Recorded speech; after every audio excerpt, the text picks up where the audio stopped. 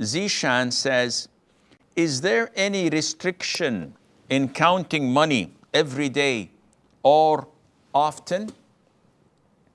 What's wrong in getting your wallet and counting your money?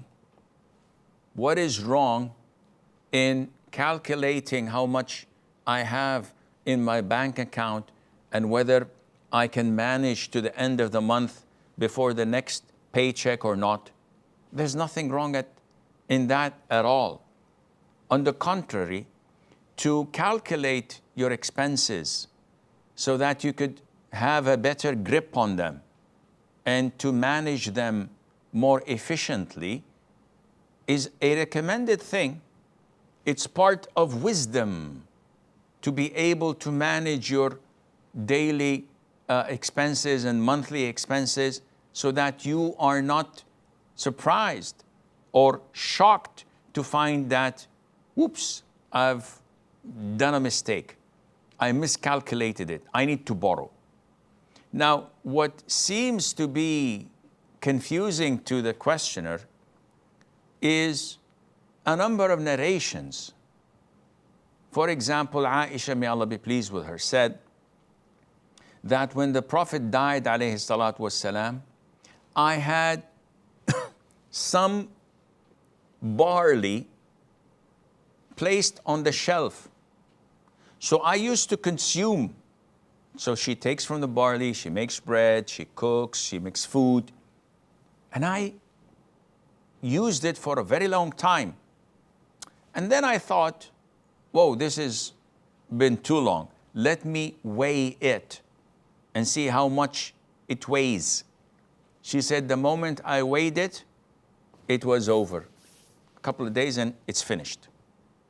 And also in the hadith of Abu Rafi', when he was handing the Prophet ﷺ some meat from a small goat or sheep.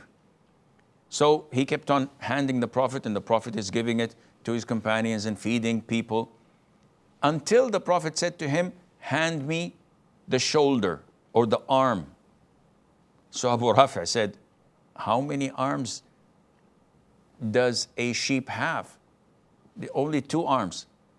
And the Prophet said, had you not said this, you would have continued to give me meat endlessly. But because you said this, now it's over. The supply of meat will be finished. In a third hadith, one of the companions said, I asked the Prophet ﷺ for some help, so he gave me some barley, like, an amount or a bag or whatever. And my wife and I kept on eating from it for a very long time until I weighed it to see how much is left, and then it was over. So this may confuse people, thinking that if I open my wallet and count how many dollars or euros I have, this would take away the barakah and it will run out. But if I don't count, I'll keep spending and spending and spending. This is not true. The issue is that was a karama for Mother Aisha or for Abu Rafi' or a miracle with the Prophet ﷺ, or for the other companions.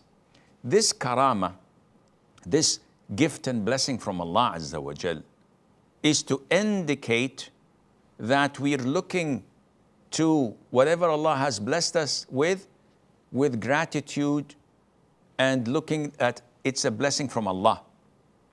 The moment we count it or weigh it, this makes our greed kick in. And this is when the blessing, if any, would be gone, and it would be like everyone else.